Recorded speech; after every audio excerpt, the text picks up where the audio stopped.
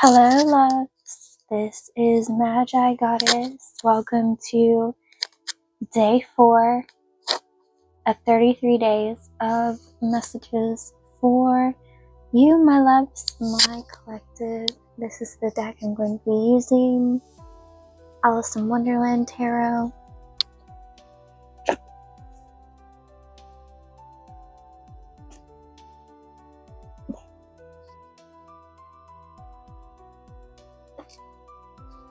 Alright. I'm going to pack it up, pack it in. So, let's tap into my loves, my collective. We're going to read for them today. And we're going to try and be as honest as possible. The reason I say try and be as honest as possible, some of you may not want to face a few things right now, but we'll see how it goes. Today we're going to be talking about energy. So first off, what emotions are blocking my love's energy?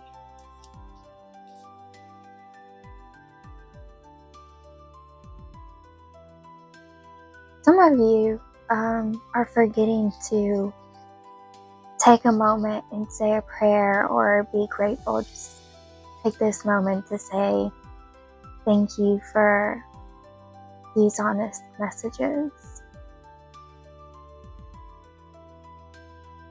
So what emotions are blocking my loves? There it is. We have the 7 of Spears, the 7 of Swords, and then we have the Chariot. And as I say the Chariot, I can hear someone's loud car outside. I wonder if it's my neighbor with the Mustang. I can usually always hear their car. But yeah.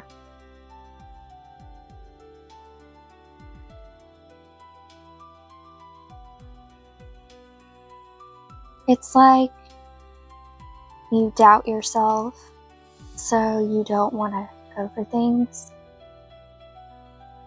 And sometimes it's even the smallest things, and it's like you don't want to move, or you can't move, or you feel like you can't move.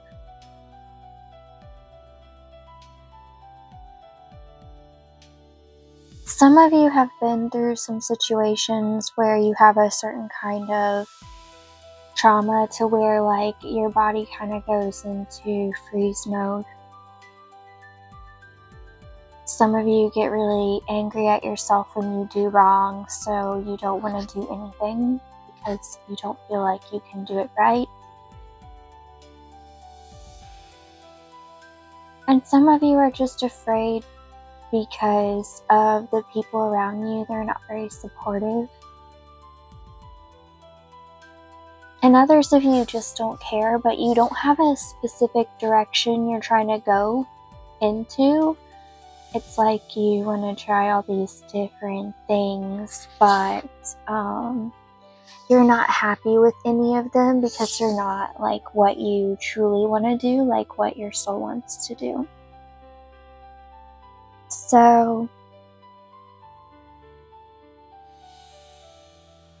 first off, it's okay if you don't do everything right. There's never been anyone in existence who never made a mistake. And I always say, you know, if it comes to like haters or non-supportive people, if they're not hating on you, you probably aren't doing something right, because a lot of times if you do something well, people will just hate on you.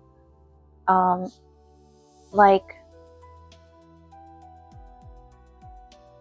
I remember being that ugly fat kid with acne all over my face, and I didn't hate girls who were pretty and popular. I just was like, why can't I be like that? Like, I just imagined I could never be like that. Now I'm just that type that's like, it doesn't matter if you're pretty or not. Just, I told myself I couldn't be pretty, and now I find myself very pretty. So what are the thoughts you tell yourself? you know, and are they really true? They're not. You know, just because you think you've reached your final stage, you've beat the final boss in life, it doesn't work like that. Nothing is ever set in stone, and whatever you have can change literally like that. Really and truly. Take it from someone who worked a job for over 10 years and it was just so toxic, and then one day I couldn't take it anymore and I was tired of the toxicity. And you want to know how many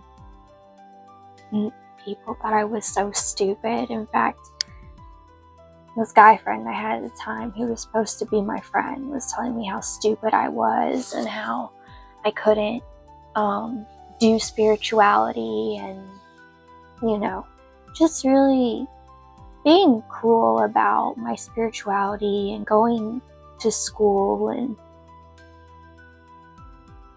I ended up leaving him behind because I was like, well, you've never really been supportive.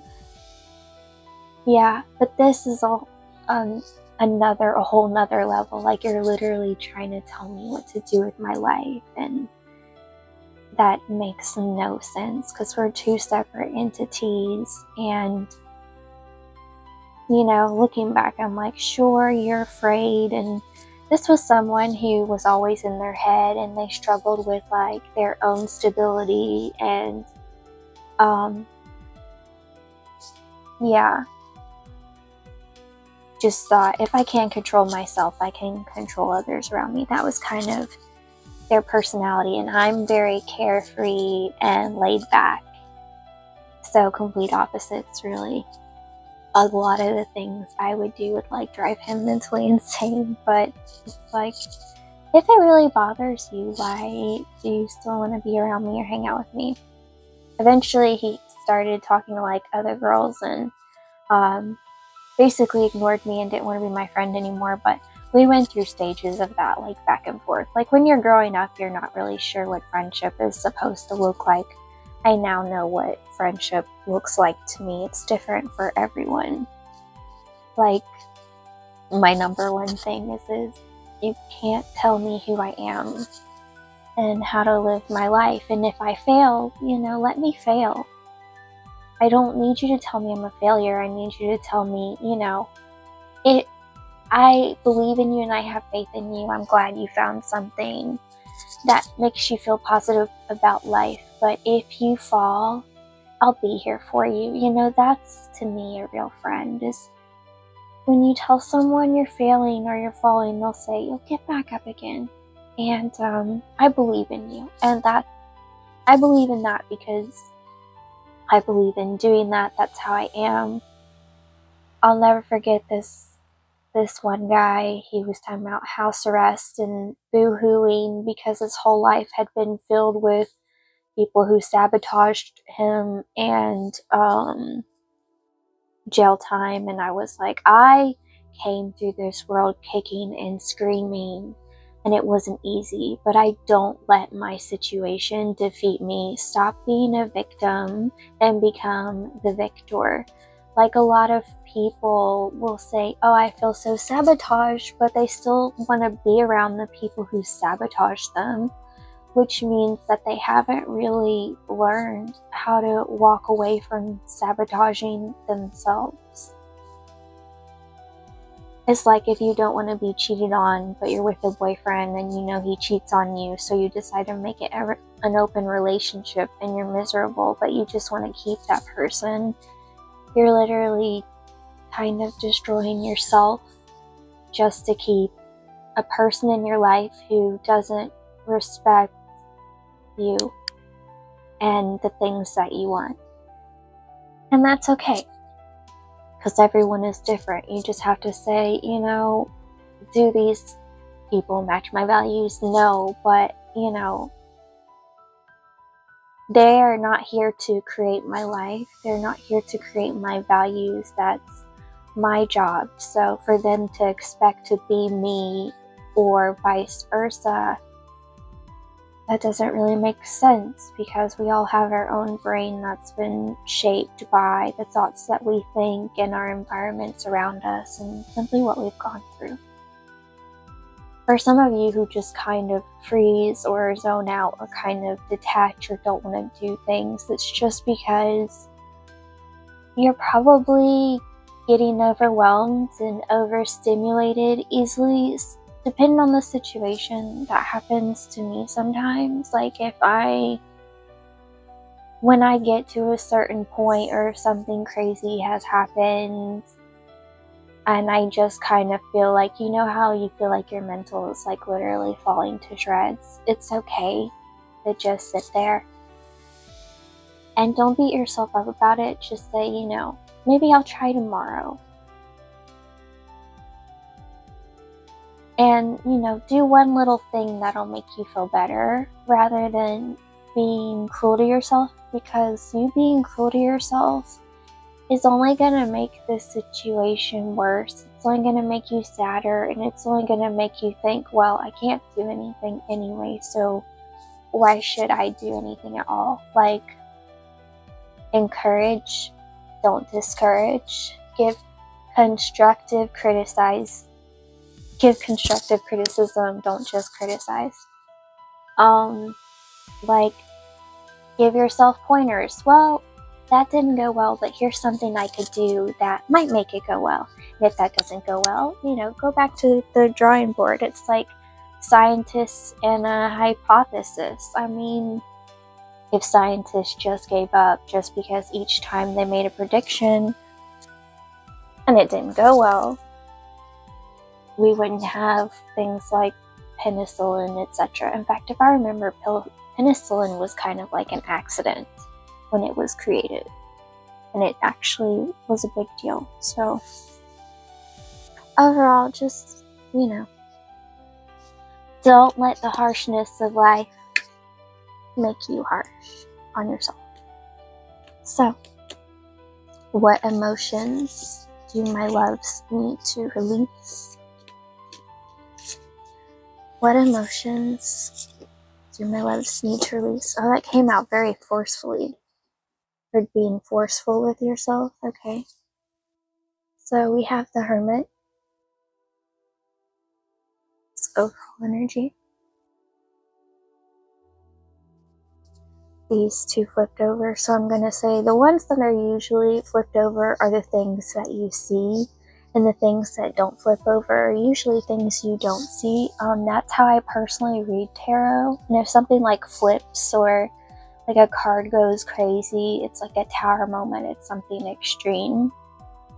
And you really need to pay attention, because it's like either a warning or like this is definitely going to happen. No matter what, it's going to happen. So that's how I tarot read sometimes. So you have the Ace of Cups, the One of Teacups. I believe we got this yesterday. And the Two of Cups. Two of Teacups. Got this yesterday as well.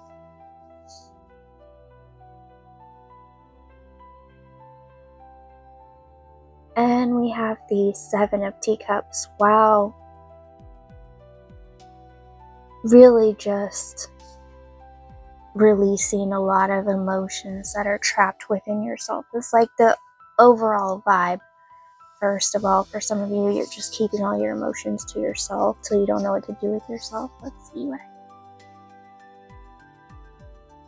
I'm seeing. This mouse in this teacup close himself inside and just kind of sit in there and get angry, throw a tantrum, pout, and then come back out and he's sweet again.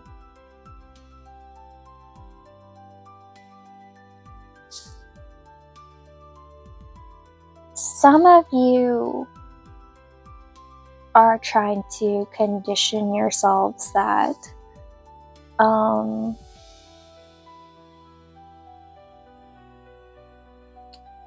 spiritual family, how should I put this? Oh, thank you. Don't stop yourself from feeling something just because someone doesn't like the way that you're feeling. Yes, that was so perfect. Thank you. Sometimes I'll ask for their help because I'm just like, okay, I could think of a lot of ways to put this, but what's like the quickest, clearest one? So thanks for that. So yeah, Why are you altering yourself for someone else's heart when it's your heart you're supposed to listen to? Do you know that your heart space is one of the biggest parts of your intuition? And if you shut that down, you're literally shutting yourself out. Like, your heart will tell you, I feel uneasy around this person, and it's your intuition, it's your heart saying, this person has something in their energy that I'm reacting to, and it's not for no reason. I recognize this feeling. Instead of trying to shut down the feeling, try to say, what is this feeling? And what do I recognize it from? Who do I remember it from? What situation was it from? Like, let's say there's this really popular person that everybody likes. I've been in this situation. I was once in a situation where everybody really liked this one person, and I just kind of didn't. Like, something,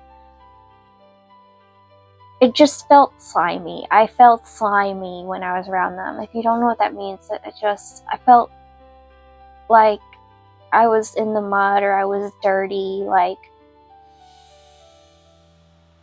lizard energy. No offense to lizards. My sister loves lizards. Sorry, Juju. That's what I call her. Juju. Baby Juju. She's my baby sister, so I'm gonna call her Baby Juju. But only I'm allowed to call her that, and only I'm allowed to mess with her. So I swear, anyone messes with her, I won't even bother wishing you luck. You won't need it. It won't help you. Anyway. Be protective of yourself and of your energy. Like, it really didn't matter how many people told me they liked this guy or this girl. I would just be like, I don't really like them. And then I would find something out about them, and I was like, that's why I didn't like them. Like, I would actually see them do something, and I was like, that's a red flag. And then I realized the reason why I'm catching on to it and no one else is because no one wants to be left out like me. My biggest issue, I think, in a lot of relationships, a lot of people think it's an issue. For me, it's okay. I don't agree with everyone else, and I just kind of stick to whatever it is I'm feeling. But honestly, a million times over, I do it again and again and again, because each time I ignore myself and my feelings, I end up feeling like just awful. It's like you are working in the yard all day long, say like 10 hours, and you're disgusting, you have mud all over you, and God knows what else if you do yard work like me. And you don't take a shower. And then you feel so gross, but you're too tired to take a shower, and then the next day you feel even grosser because you didn't take a shower. And then you still don't feel like taking a shower. I can't relate to this. I take a shower, but I'm just trying to give like a very understandable analogy. But like, yeah, I have met people who don't really shower. I remember meeting this girl when I was young, and my mom had to like force her to take a shower because her parents didn't really shower and they weren't teaching her. She was only in elementary school, and it's like that's gonna follow her the rest of her life. So whatever you teach yourself about, either encouraging yourself or shutting yourself down, that's really going to set you for life. If you always shut yourself down, you're probably always going to keep shutting yourself down, and you might shut down others. Whereas if you encourage yourself, like, you don't have to do it in a cruel way or a nasty way. Like, I would just be like, there's something about them that I don't really care for. I think our energy just doesn't vibe well together, or I just say something about them just is off to me, or I'd say they kind of seem like they might do XYZ because their energy reminds me of this person. Like, I'll be honest and say those things. And even if it's not popular, I don't care if I'm right or wrong. I'm just honoring myself and my emotions because that's my job. It's not everyone else's job to make me feel secure in myself and tell myself, you're allowed to have your own mind. You're allowed to have your own thoughts. You're allowed to have feelings, your own feelings. And it's okay to be right, and it's okay to be wrong. You know, you can't be right about everything, and you're not really going to be wrong about everything. Sometimes you just happen to get it right, and you think it's luck, but sometimes you realize you've learned something. It really just depends on the situation. But the emotions you need to release is just the fact that you're choosing to release emotions without honoring them and really thinking about them and why you feel the way you do. And I'm not saying spend like 10 hours in a journal. I'm just saying, I'll use myself as an example right now. How do I feel right now? I feel calm. I feel kind of sad because some people are struggling to accept themselves, but I've been there, so I understand. And I'm hopeful because I'm trying to help people learn how to accept themselves, the good, the bad, and the ugly, because that's the most difficult thing you can ever do, is literally look at everything that is right with you and everything that is wrong with you and accept all that. And, you know, if someone tries to call you out on it, you just say, yeah, I know. I know what I need to work on. It's not your job to keep tabs on me and tell me what I need to work on. It's one thing if I ask you or I come to you for like help or advice or insight. If you're just going to like dog me or be cruel to me just because that's the way you feel, just because you can, clearly you're having a you issue and you're probably taking it out on me.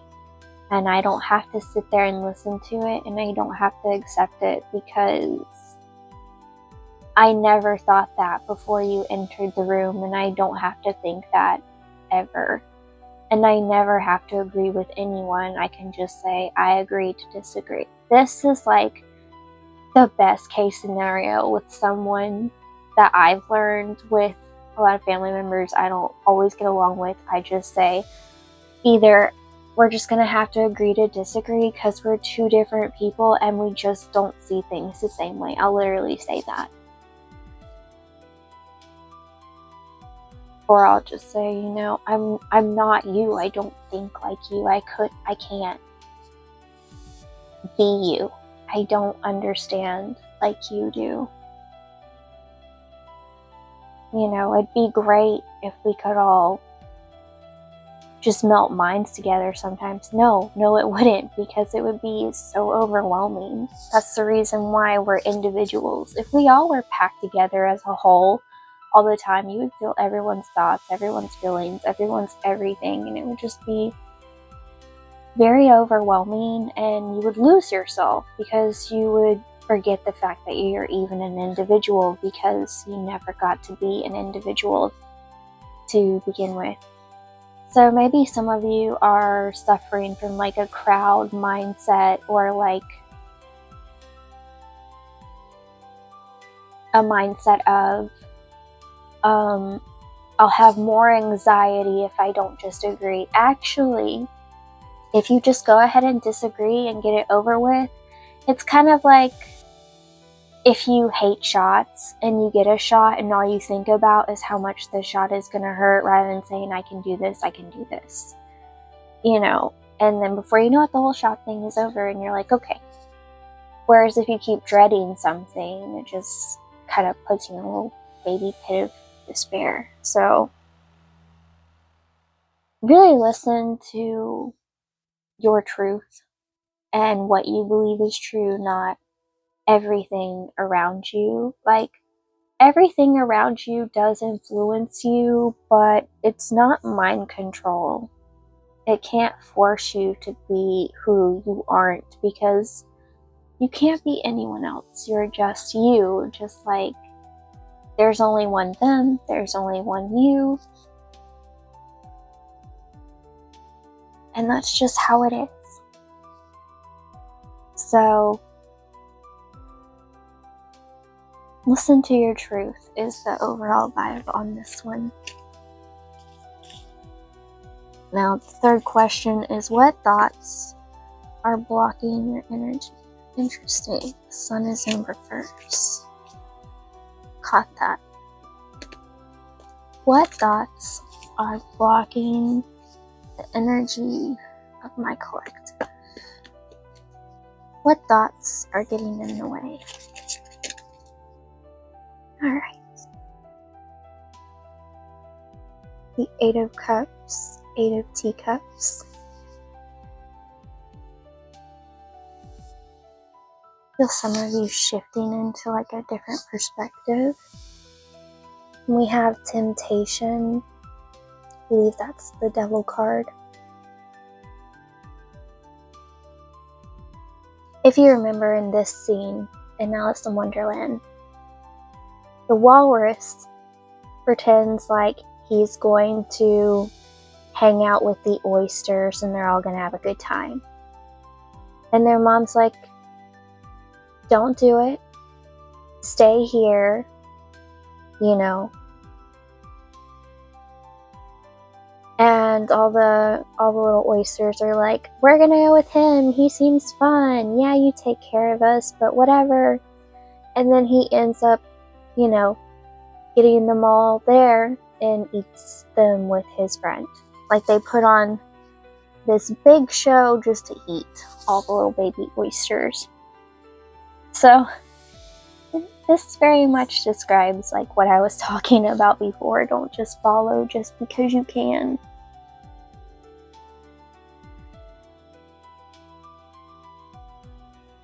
If you feel like leaving, then leave. Don't stay because you feel guilty or you feel like you'll be the odd one out. For all you know, you'll say, I'm so glad I left that party. There are so many crazy stories about disasters where people just had this feeling, I shouldn't go to the party. I know it'll be the biggest one of the year, but I shouldn't go. You know, I just don't feel right about it. And they don't go, and it ends up saving their lives. So remember that even if like everyone else is like, oh, you're no fun, oh, you're this, oh, you're that, just stick to what you really feel. And I'm getting chills as I say this. Like, it could literally save your life. And I'm not being dramatic on that whatsoever. That is a true thing. There are so many tragedies in this world that could be avoided if, you know, you were 2 minutes late or 1 minute late. You know, you think, oh, should I grab those earrings? Yes, go grab those earrings. Be that minute late. A bus could crash or something crazy could happen, or you could avoid a fire. Like, it's a real thing. And that's not me trying to scare you. It's just saying, you know, those thoughts and feelings aren't there for no reason. And I have found that 9 times out of 10, every single time, pretty much, that I've listened to myself. And I say 9 times out of 10 because sometimes you aren't listening to yourself, you're listening to like a fear inside of you, and that's always something that you're going to have to adjust to or learn in your own time. Like, is this me being afraid to do this, or is it like genuinely not good for me? Like, that's always like a rock and a hard place because sometimes it feels the same. What has taught me whether or not something big is going to happen is like my stomach will feel so upset. But I've learned, depending on how it sits in there, is if something really good is going to happen or something really bad is going to happen. And I don't get that doesn't happen that often, but when it does, like, I usually will either go through something really insane in a good way, or like bad in a good way, or I'll avoid it completely. You know, sometimes I'd get that feeling at my old job and I'd be like, well, yeah, I feel like this, but you know, I need this paycheck. I have these loans. I'm in a situation. Like, we've all been there. Sometimes you do need that paycheck. Like, that job did pay me good money. And you know, sometimes I'd feel that feeling and it was okay, and other times not so much. What's really crazy is if you get a crazy feeling in your stomach and you feel sick, and like someone around you gets a crazy feeling and feels sick. Sometimes that's like multiple people picking up on something bad that's going to happen. This actually happened to like me and someone I knew. We just had this really bad feeling, and then we found out it's bigger than we ever thought. And it's one of the reasons we actually both ended up quitting that job together. Like, I decided I was going to quit, and then they tried to talk to management about the issues, and they were completely like shut down, gaslit, you name it. They're like, I had no idea, blah blah blah, all that crap. You know, I'm going to listen to you and pretend nothing's wrong kind of thing. And that person ended up quitting like a day or two after me, because I was like, you know, management is kind of trained to be blind or gaslight people a lot of times, so don't think that they care. They know what's going on. You know, they gotta answer someone. You know, they get paid bigger money to keep bigger secrets. A lot of times, the higher up you are in a corporation, the more secrets you have to hold and the more you have to blindfold. And it's an unfortunate realization of society, but it's very real. Management, the people in charge, they make or break companies. That's why a lot of times they'll hire people who just don't care, and they'll climb up the ladder the quickest. And you'll find the kindest ones, you know, they'll try management, but they don't stay there, and they're only kind to a certain extent. Like, being in charge changes you.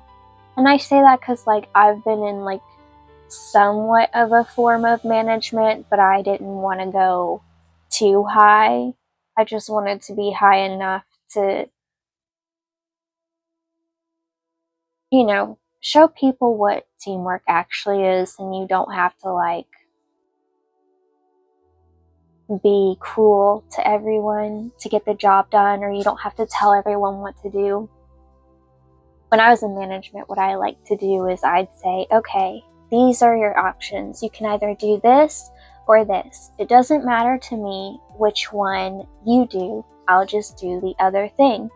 Rather than just telling someone what to do, letting them think for themselves, and then whether or not they're good at it, it doesn't matter. You know, I want them to make their decisions and be responsible for that decision. Whereas if you just make someone do something, they're like, well, it's not like I had a choice. You made me do this thing. I didn't want to do it anyway. What did you expect? And also, that really helps show people like their strengths and their weaknesses. And if people would say, yeah, I'm going to do this, cool. And if they didn't, I'd say, okay, then what do you want to work on, or what do you want to do? And I would either say, okay, you can do that, or, you know, that's not going to add to the situation whatsoever. If you want to leave, you can, but these are your choices. This is what needs to be done, and I need you to work with me, not for me. I need you to work with me. And I'm one of those people who's always about like teamwork makes the dream work. Like, that's one of the biggest things I would always say when I was working for like a corporation. So I was one of those laid back, chill bosses, and I'd be like, I don't care how you talk, whatever, just make sure you get the job done, and make sure, you know, it looks good before you leave.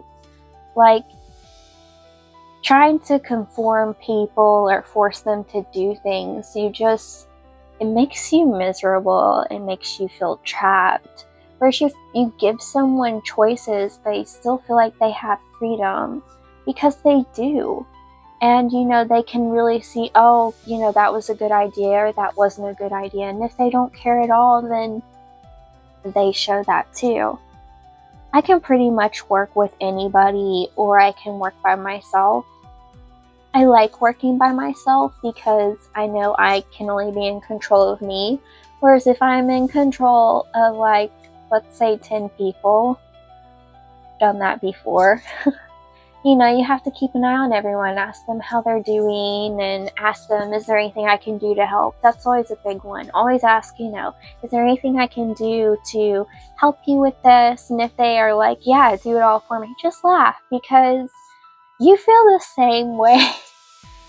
You're like, yeah, I wish that too, that's why we're working together, let's try and figure it out, because we're all people. We all have thoughts and feelings. Like, we're not robots. So, yeah. Always remember that you have options. You have choices.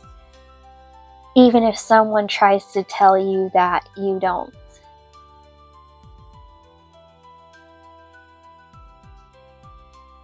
That actually went in a funny direction.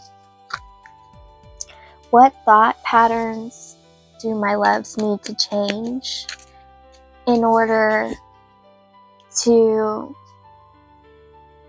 get to a better place energetically? What patterns do my loves need to change in order to get where they want to be? There we go. Heard slow and steady wins the race. We have the 6 of Spears.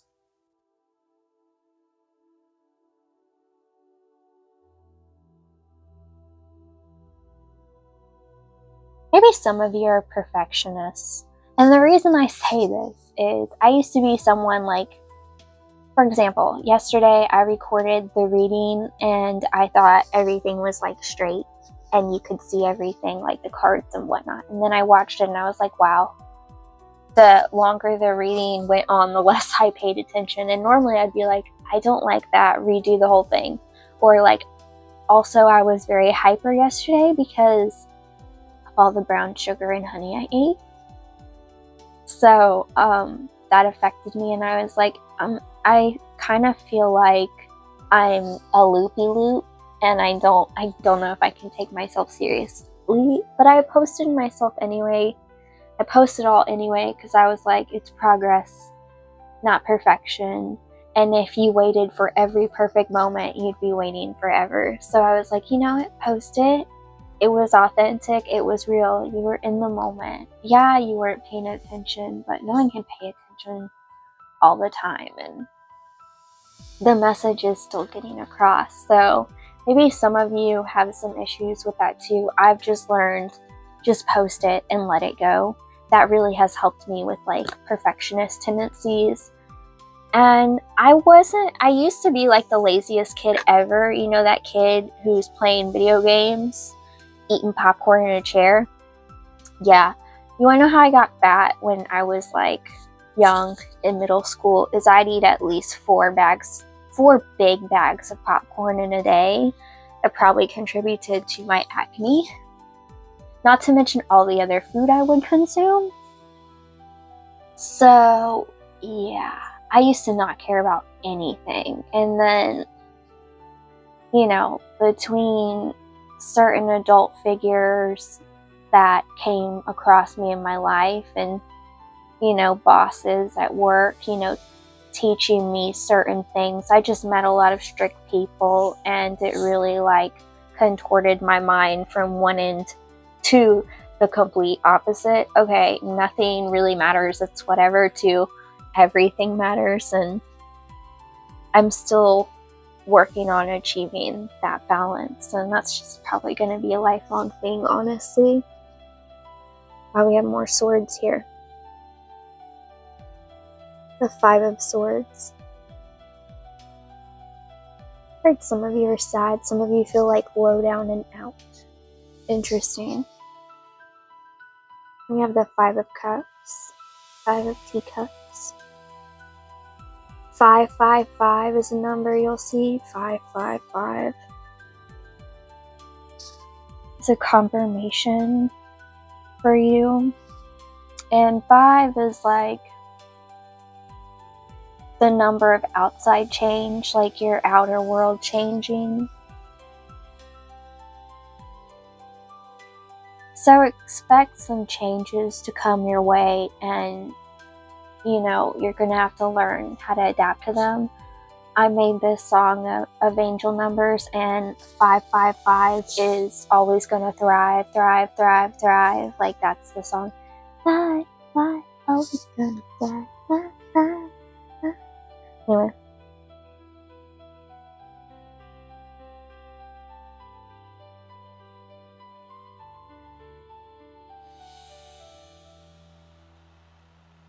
Seeing someone being slashed in half, legitimately, with a sword. And them trying to pick up the pieces, but they can't. And it's like, you stay and you expect that you can pick up the pieces. But you're learning you have no choice but to leave the situation and pick up the pieces on your own. I'm even seeing like teacups broken in half. Someone in your energy, or some people in your energy, for you, some of you it's multiple people, for some of you it's like haters you're blocking, for others of you, like, there are people in your life who just literally cut you down because they can. Cut you down when you're emotional because they don't want to deal with your emotions. Alright, narcissist alert. Like I said, constructive criticism, rather than telling someone what's wrong with them, say, I don't know why you do this way. If I were to give you some advice, this is what I think you could do to help improve on your situation. That's how I roll. If you're just criticizing someone and they're like, you suck, you just suck, rather than being like, I can see that you're frustrated and I can tell that you don't really have all the skills in this. Here's what I learned to make this easier for me. It's kind of like when I pointed out the whole one tarot card flipped over, one upright. The one upright means you already know. The one flipped over means you don't. That's just me saying that's another way I've learned to read. No one taught this to me, but if you find it helpful, that's cool. Well, technically, I guess my spiritual family taught me because they're the ones helping flip the cards, but like, yeah.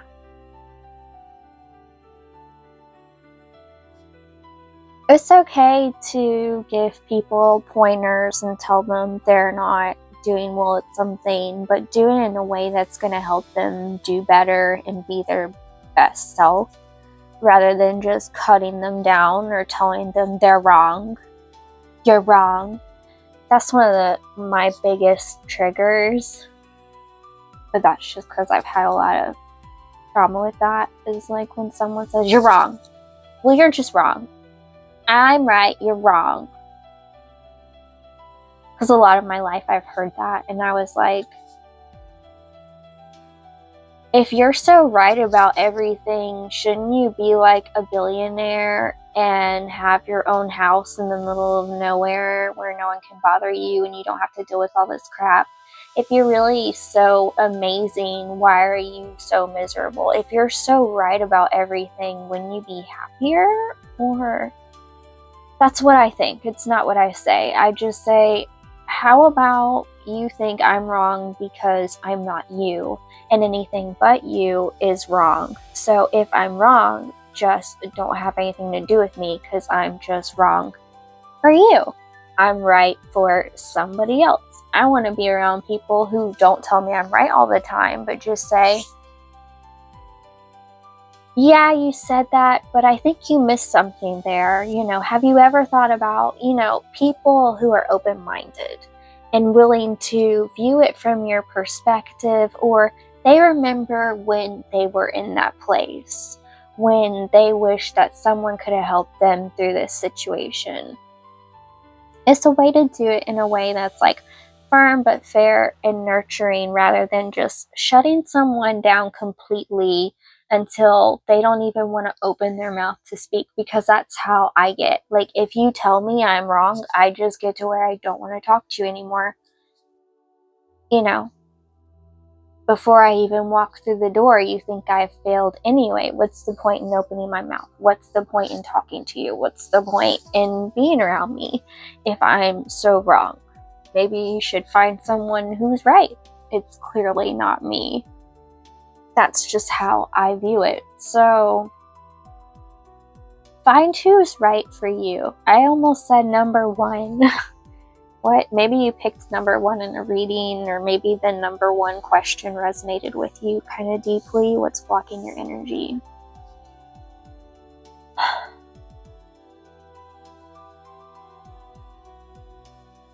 Don't hate the haters. They just are so focused on hating the player, they forget that they just need to hate the game.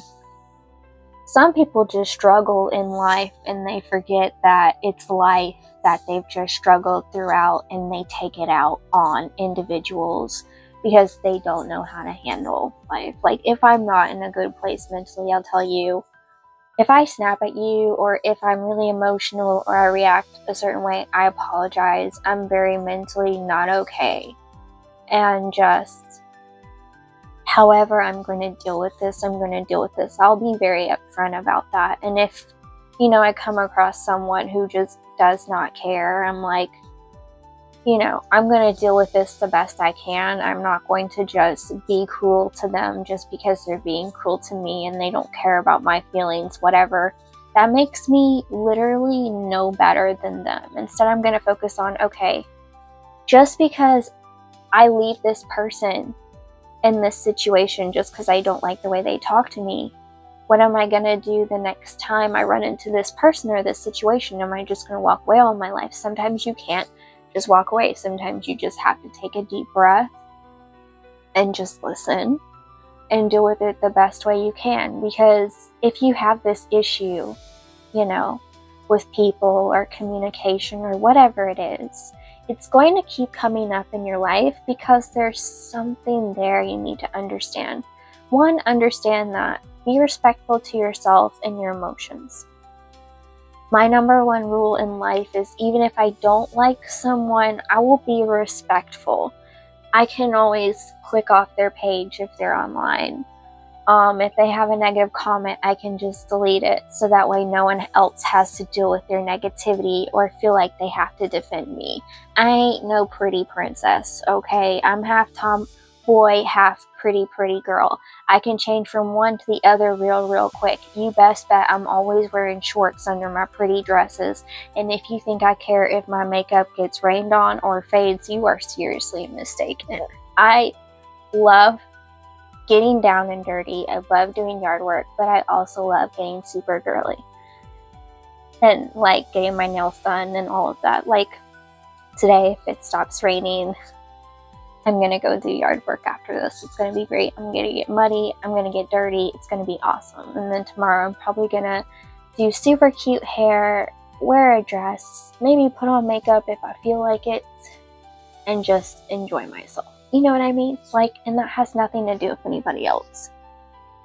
And I can just be doing that, and I can just be chilling on myself and loving on myself. But that doesn't mean that I still won't have people be like, aren't you hot? Doesn't that make you miserable? And it's like, no, I am truly thriving right now. I am enjoying the hell out of this. Like, just because you don't like it doesn't mean I don't find it appealing. I've actually had this guy walk up. It was like 100 degrees and I stay fully clothed because I'm severely allergic to poison ivy and oak.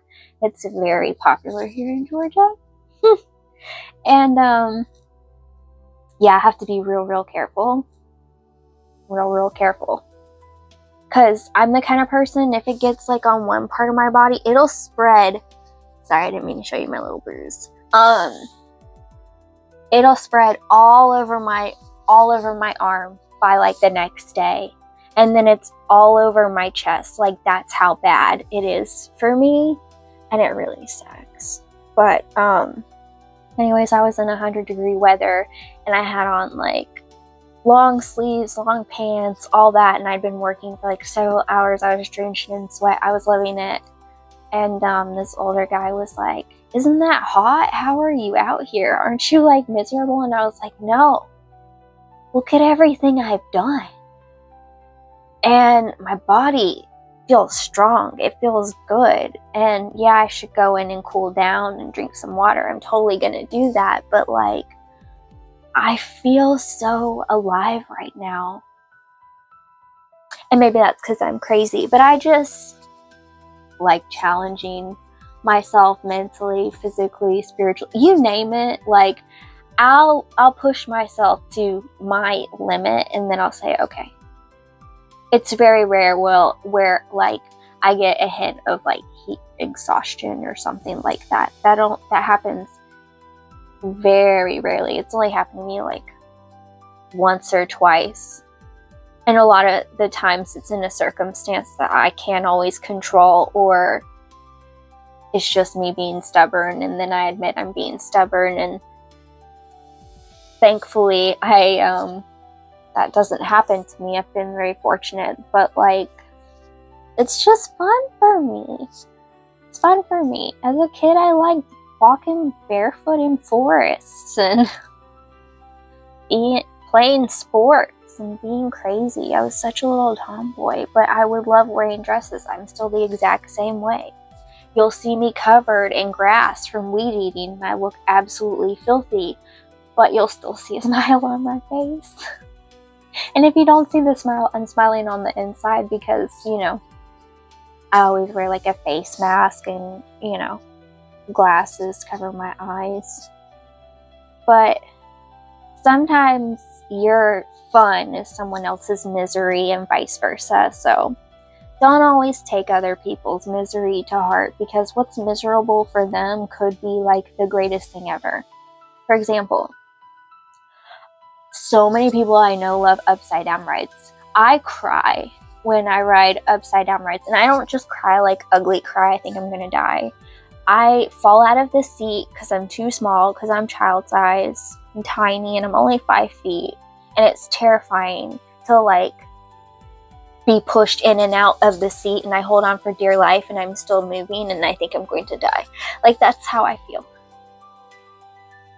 That's how I feel in an upside down ride. I can't do it. So I don't really like roller coasters. I'm like, I don't want to fall out and die. Like, I liked them as a kid. I wasn't a huge fan of upside down rides. But yeah, if I try to ride an upside down ride now, I just cry. I just bawl my eyes out. I just don't feel like I'm going to survive it. Somehow I do. Although usually everyone around me is laughing at me while I'm sitting there like freaking out, and then I have my mental breakdown and they still think it's funny, and I'm like, well, I'm glad you're having fun, but I'm legit so miserable right now. I think I'm gonna die. But yeah, there's an example. Like, some people love roller coasters. I'm like, not for me.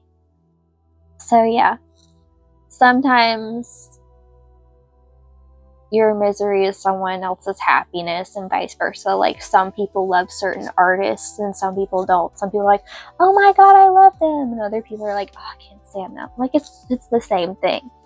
It just depends on your vibe. So pick your tribe based on your vibe. If you're vibing, you jiving. If you ain't vibing, that's okay. You don't have to literally get along with everyone you meet, but you can try. Like I said, I try to be respectful. But mama didn't raise no bitch. Okay, so I ain't gonna take your shit. So I just want you to know, if it's gotta get ugly, it will. But I always hope it doesn't, you know? Now, how to remove the blockages from my love's energy. How can my loves remove the blockages from their energy? I heard just faint. What does that even mean? Ace of Pentacles. Oh, they said just react how you want to react and just let it go how it's going to go and let it flow is what I heard. We have the Temperance. Wow, so Ace of Pentacles, Temperance, the Devil showed up again, Temptation. What? Yeah. Why is he in my head? Why Little John popping? What is that? Okay. Can I see it? Kind of. Push. Nope. Yes, I'm pleased with this. We have the King of Flowers.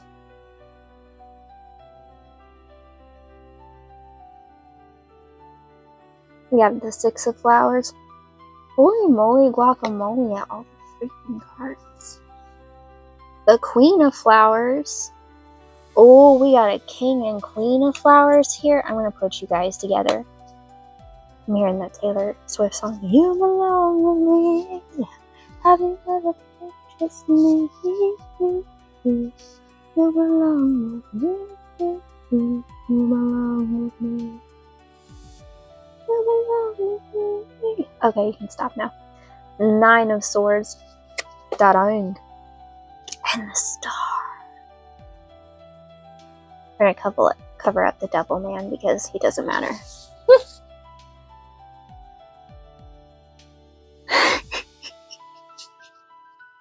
Just kidding. No, I'm not kidding. Okay.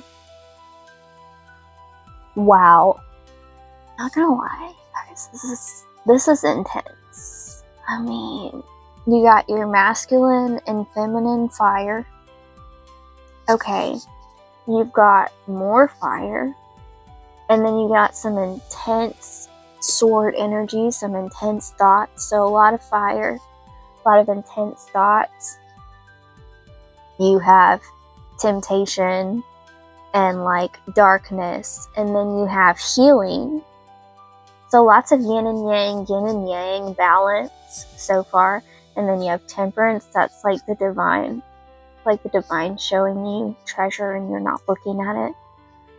And then we have the Ace of Pentacles, it's like the overall energy. So some of you aren't seeing some of the opportunities available to you. I'm hearing just take opportunities without thinking, no. Don't do that. Don't do that. That is the worst advice ever, you guys. Come on. Why would you say? Always read the contract if there's a contract. If you feel you need a contract, make one. I've done it. Even with my own parent, yes, I did. I ain't even going to go into that. But if you argue about something, make a contract and make sure you both sign it and say, you know, when this happens, this is what we do. And that way, no one can complain, no one can this, that, and the other. And kind of sucks to do that with relationships sometimes. But if it really gets to be like a bad situation, to where like you both don't want to be around each other, sometimes you gotta do it. Or pick your situations carefully. Seeing a person standing there and they feel like they're getting pushed, and instead of being actually pushed by someone or something, it's literally the wind lifting them up and flipping them over and over and over to somewhere else. So maybe you feel like you're getting your ass kicked and they're taking names, but really what it is you're being shown a different side of this situation to see how you handle it and what you're really actually like going to do about it. I'm sorry I hit the camera, but I saw this and I was like, I don't want to do that again.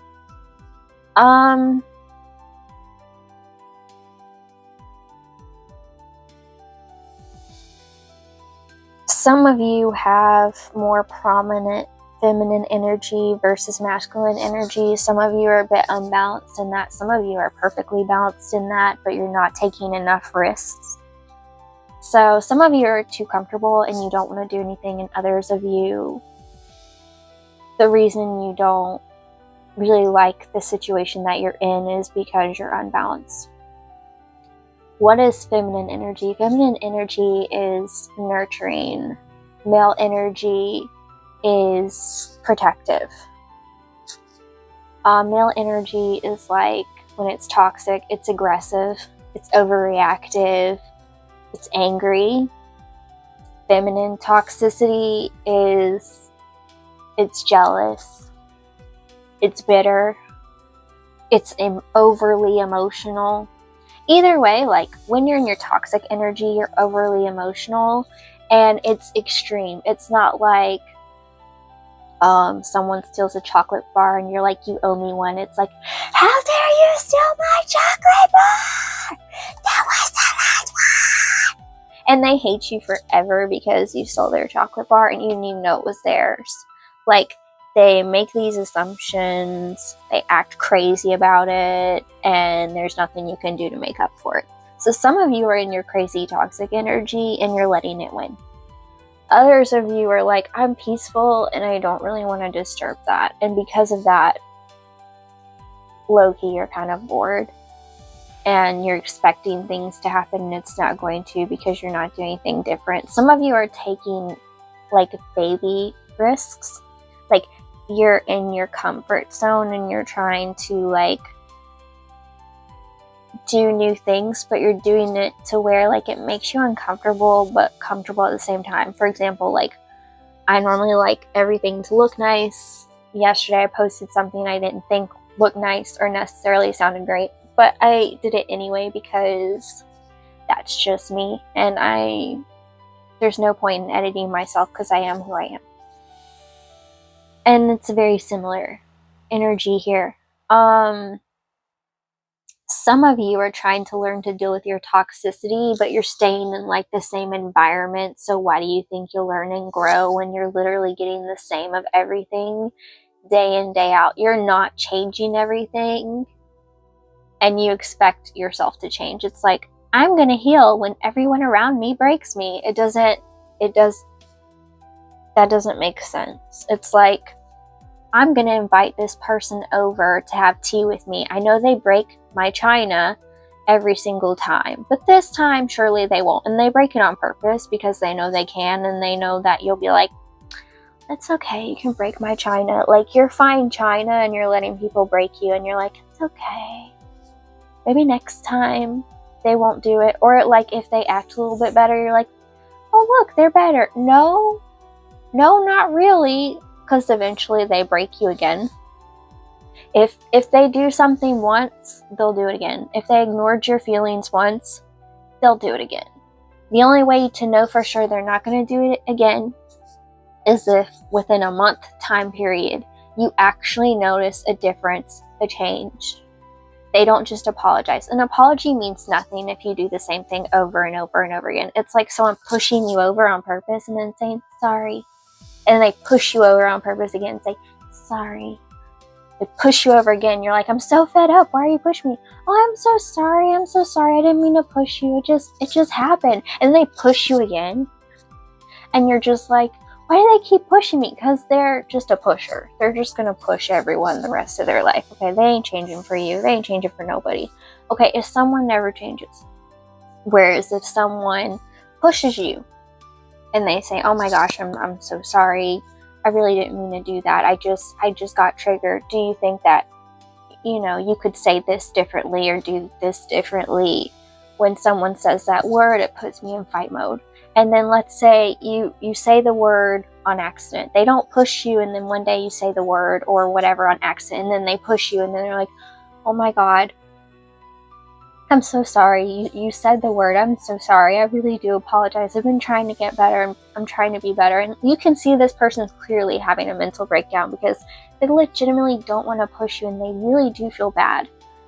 And you say, that was my bad too because I said the word and I had forgotten. I'm sorry. We both messed up on that one. I'm so sorry. I forgot that was a trigger for you. I forgive you for pushing me. Do you forgive me for triggering you? That's a relationship. That's how you deal with triggers. You stop, you take the moment to say, okay, what is it I did to escalate the situation? What is it they did to escalate the situation? Because you'll find it usually takes two. It's never just one person. And even if someone's always bullying you or whatever, if you're staying around them and you have a choice to leave, you staying there is you choosing to do that. You're choosing to get bullied. You're choosing to take that loss. You're choosing to just ignore your thoughts, your feelings, and let someone make you feel crappy. Really and truly. I've been in situations where I've been treated terribly and I had to make it look like I wasn't moving, so I'd move stuff all around the house all the time, or I'd make it look fuller and I just left a whole bunch of stuff there because it was that bad of a situation, and I left and I moved all my stuff out and I let them know I'm moving. I moved out, just throw all my stuff away. I didn't tell them where it went, whatever. They were super pissed, whatever, but I didn't care. I snuck out the best way that I could. I felt like this person was literally demeaning me every chance they could get. And I just was like, I came into this feeling so confident and so good. And they acted like they were going to meet my needs. But the longer I was there, the worse it got. And I was like, I can't do this. I'm not going to do this. And I'm not going to ask you to treat me well, because if you wanted to, you would have. It's so easy. If they want to, they will. If they want to put in the effort, they will. If they want to say sorry, they will. If they don't, they won't. They just won't. And they could tell you a billion excuses. It doesn't mean one of them gives them the right to treat you crappy. You want to know how I know? I've been treated the worst of the worst of the worst by so many people, but I still treat people well. I'm still out here trying to be nice and heal people and trying to be supportive. Do I get triggered sometimes? Yeah. But, I can admit that, yes, I didn't handle this well, or I'll apologize. Accountability is everything. Be accountable for yourself. Don't be accountable for everyone else. As a healer, I can honestly say I can't save everyone, but I can try and be helpful, and I can try and lead people in a better direction. All that matters is that I'm trying. Are you trying? Are you holding yourself accountable? Those are the main things. And ask the same thing about the person across from you. And don't ever ask for something from someone that you can't give equally. Like, let's say you want a husband and you want them to provide, but you want to sit there and eat bonbons all day. Like, you never want to hug them or be nurturing or give back in any way, shape, or form. That's probably going to trigger some people, but it's an example. There's no balance there. So how do you think that relationship's going to go? Eventually someone's going to get irritated because it's not balanced. It's just a thing. And nothing's ever going to be perfectly balanced. There's always going to be moments where, like, this is just crazy. But if your relationship is stable, and if it's, equal as best you can do, and as best they can do, and you're both trying, that's how you get through hardship. You're both saying, this was difficult, and we didn't handle this well, but you know what? It's not you versus me. It's not anyone versus anyone. Like, we're supposed to be together. We're supposed to be helping each other. If it's you versus me, then, who decided we were enemies? And if we're enemies, why are we even together? Why are we trying when we clearly don't want to because we're enemies? Instead of saying it's you versus me, just say to yourself, okay, they're not like me. What can I do that will make this situation work for myself? And you tell that person, okay, this is how I am. This is what I think about this situation. This is what I feel. How do you see this situation? What do you think? What do you feel? And then based on your responses to each other, that's how you figure out how to make things work. That's how you figure out how to talk through something in a healthy way. And it's okay to say, hey, time out. I'm overwhelmed. No one told me as a kid, as a young adult, it's okay to take a time out. I had to take a spiritual class where it was about this guy. He was teaching like Bible study, but he was also like relationship coaching.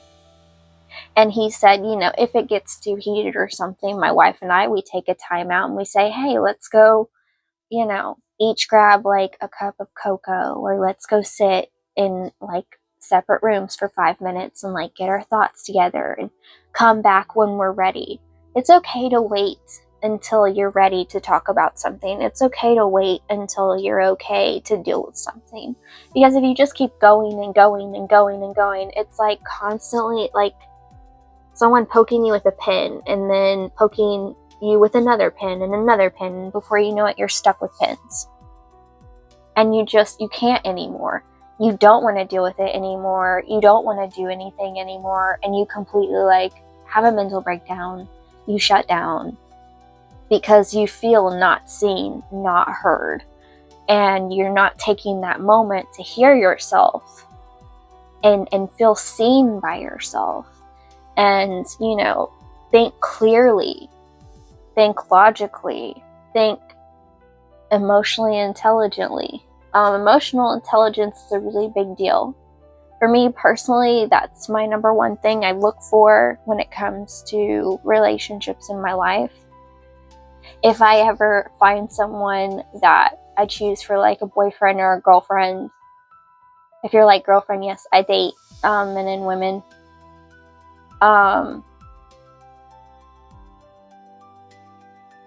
Just emotionally intelligent's got to be one of them. Because I need you to want to understand how your feelings work and be accountable and responsible for them. I don't want to be your mommy. I don't want to be your daddy. That is not my job. It is not my job to tell you how to be, who to be, what to be, and when to do it. Hearing that J-Lo song, I ain't gonna do your laundry, I ain't your mama. I ain't be cooking all day, I ain't your mama. I ain't your mama. Boy, I ain't your mama. You better get your act together. I ain't your mama. Okay, I'll be nurturing, but if I can tell you're legitimately not trying or not doing anything for yourself, you're gonna hear a whole lot of, I don't know. I just don't know. I don't know. Or just silence. Or I'll be short because you're not trying. I don't feel like it. I just don't. And is me being short a great way to handle it? Maybe not, but I'd rather be short than like say, shut up. Could you not? Do you understand what you look like to me right now? What are you, 5? You really? This is your emotional capacity? No, I would never do that. Because I've been there. I remember being in my early 20s and being at the emotional capacity of 5 because when I was younger, I was not really taught emotional intelligence. How to properly deal with like thoughts, feelings, actions, and all that. And that's not to diss anyone else. It's just they didn't know how either. Someone can't teach you something if they don't know. It's like, I couldn't teach you how to fly a plane because I don't know how to fly a plane. So why would I be qualified for that? I'm not going to go fly a bunch of random people. No. That's like me saying, hey mom, hey dad, you're not a pilot, but can you teach me to fly? No, sweetheart, we don't know how to fly. Okay, then I'll teach myself. Okay. That's just kind of how it is. So it all comes back to, you know, everyone's different. Everyone has their own kind of knowledge. And what matters is, are you trying and are they trying? So some of you have some testy relationships. I do apologize if like my yelling or irritation triggered any of you. I just wanted to give you like a very real example of that. I have actually been in situations where I've been yelled at and screamed at because I didn't know. And they'd be like, Shirley, you know this. No, I wish I did. Otherwise you'd stop yelling at me. That would be great. Who really wants someone to yell at them? I mean, maybe someone with kinks, but this is not what this is about. You keep that in the bedroom. You don't take that outside. Okay, and if you do, stop dragging everybody else into your toxic, nasty mess. Like, if you want to go to bed with everyone, put in an online ad at a certain website. Don't be forcing people into your weird nonsense, okay? Okay, that was weird. That was a specific message for someone. Awkward. I do apologize for that statement, but I'm not going to retract it or redact it because it needed to come out for someone. Someone likes toxicity and they're making everybody else around them feel their toxic relationship, and it's literally pushing everyone away and making them miserable hearing you talk about your toxic relationship all the time because you're into being demeaned. And maybe they are too, I don't know. Depends on your relationship. Now then, I'm gonna clear that energy because that was kind of gross, not gonna lie. I felt that and I was like, it feels nasty. Alright, how is the home life of my loves affecting their energy? How are my loves' home life affecting their energy? Or for some of you, you're down bad. Home life of my loves, how is it affecting them energetically? And there it is. And here, whoop, there it is. I haven't heard that in so long. Whoop, there it is. Whoop, there it is, boy. My God, Space Jam. Knight of Teacups. The Knight of Cups. Some of you be getting swindled by some fake words, is the first thing I picked up on. And then we have the Six of Wands. Our victory is in sight, but yet you don't see it. And that makes sense, because I mean, this little flamingo's got his eyes closed, and he's just like, I'm sparkly with an umbrella.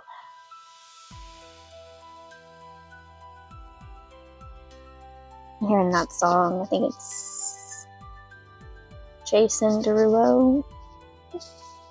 I can't remember who it was. Anyway, that looking so pretty in pink. Thinking that you shit don't think. That's like a line. Queen of Hedgehogs, the Queen of Pentacles. Uh-oh, the nurturing, motherly queen herself. Some of you got a toxic mommy. The Fool. Some of you are toxic mommies because you had a toxic mommy. And some of you just like to emulate what you see and you don't even know what you're doing. Okay, we have a bunch of scenarios here. Oh boy, okay, let's do this. I heard some of you may have clicked off because you're over it. Well, that just means that there's something that you don't like, and the reason that you're triggered is because something I said might have been true. Usually it triggers when it's either true and you don't want to face it, or it was true at one point and you're ashamed. Like, it's a thing. We've all been there. Everyone experiences shame. Everyone experiences doubt. We just all deal with it in different ways. Some of you had a nurturing mother. Let me rephrase this. Some of you have a mother that would pretend to be nurturing and is in their toxic masculinity. Like they're passive aggressive or just aggressive when they don't get their way, or like really stubborn and cold. For some of you, that's just like your dad who is being a toxic feminine. It's kind of the same thing. When a male figure, when you're born with, you know, the anatomy of a male, I'll say, and you're in your toxic feminine energy, instead of saying healing and kind things, you're just really sarcastic and snarky, and you sound like a girl on her period permanently. Whereas like if a woman's in her toxic masculinity, she's like, my way, my way, my way, and overprotective over themselves, and they have to like be right all the time. Either way, these people will not stop what they're doing because they're very stubborn and stuck in toxicity. So take that how it resonates to you. Some of you, every time something good happens, people either pretend to be happy for you or they just completely shut you down and say, that's nice, or, you know, that's probably not going to work out for you. Just like non-supportive. You just have non-supportive people in your home environment, and that's kind of influencing your energy in a way that makes you feel like insecure to take risks. Some of you are taking risks despite all this nonsense, and the spirits really want to give you kudos for just like driving through anyone who tries to stop your bus. I'm literally getting the imagery of like all these zombies around a bus and they just drive through them. Like, these people are zombies. They're stuck in their own habits. They don't want to, you know, live their own life, whatever. They want to be like, follow a certain guideline they were taught, or they're just stuck in their ways, because I mean, zombies are just like, human brains must eat it, you know, and they don't think about it. They just go for it. Very interesting survival instincts, but whatever. They do things without thinking, basically. So some of you are surrounded by people who don't like to think for themselves, which we covered that, actually. And people who like don't want to try, we covered that, actually. And you're just doing your thing anyway.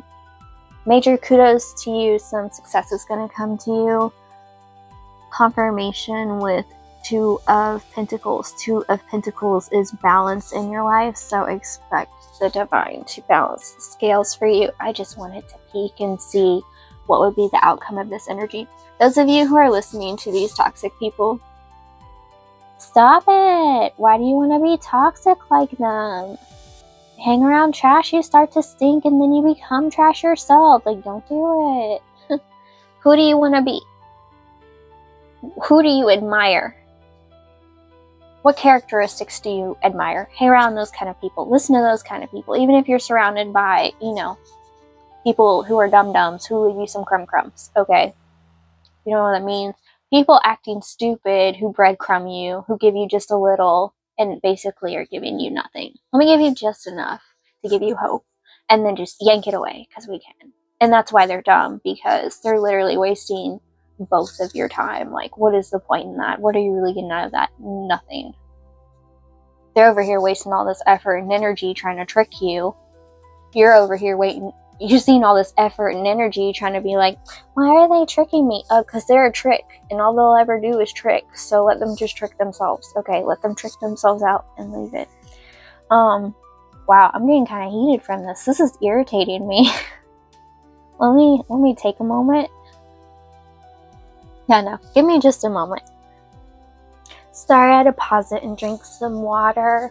When I'm irritated, I just drink a lot of water, and I think, this is healing water, and it's just going to make me feel awesome. And usually it works. Depends on how high stakes the situation is. Really. But most of the time it works. Water, did you know that water carries memory? Anyway, when I was pausing and drinking my water, I was hearing this song. It's a Disney song by that Frozen chick with a ponytail, Elsa. I think it goes like, let it go, wipe away all your tears with the wind and the snow. I don't know if those are the lyrics or not, but that's what I heard. And did I sing it right? No. But am I Elsa? No. But I did get this really good compliment once from this little girl. I had my hair in a side braid, and she's like, it's Elsa, mommy. And I was like, oh my god, I love you. You think I look like a princess. Thank you. I feel so crappy. You've made my day. That was probably the only time I've ever had some strange, weird, random kid make my day. Because most of the time I'm like, get your kids. I live in the South. Most of them are like, free ball it. Or the complete opposite. Don't do that. Don't do that. Like every 2 minutes. I had to different kinds of parents. One would always be like, free falling, just do whatever. And the other one's like, don't do that, don't do that. It was very confusing. Have you ever had one parent that was like way too like, fly, be free, and the other one's like, you can't do anything, let me clip your wings. I can still run around, stop running. You know, like that kind. It's very contradictory, and trying to form values from that is just like, no. You should have seen the values I came up with after that. It was hilarious. I don't even want to go into that. Anyway, I have a strong sense of justice, and I can't stand this nonsense. If I see someone being treated bad and I can do something about it, I'm going to do something about it. And my stomach feels like so upset from this feeling. I feel disgusted from this energy. Some are maybe not. Some of these people around you are disgusting. They act disgusted by you because they're disgusted by themselves. So that's me blowing on the cards because I ain't having it. You will not show up in here. You can't stay here. Bye. I ain't having it. Alright, how is your work environment affecting your energy? I'm hearing, ooh, la la, ooh, la la. Some of you are going to get a work opportunity because you're taking risks. I make moves. I don't make excuses. Same. Whoever you are, same. I can make excuses, or I could just do it and then like figure out whatever's going to happen afterwards. I've done that many times, and many people thought I was insane. Like, I have someone I love a lot who's not very confident in themselves because their body doesn't look like how they did when they were 20, and I'm like, and people will still find you attractive.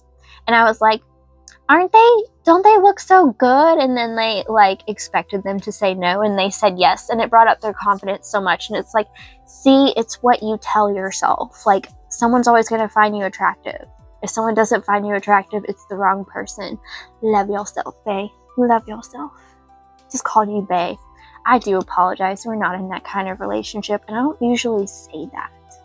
So yeah, I apologize. That was not professional of me. Alright, how is your work environment affecting you, loves? Maybe some of you have like a work bae. You have like someone you work with that you call like work wife, work hubby. I don't believe in doing that because that can put a strain on your work environment.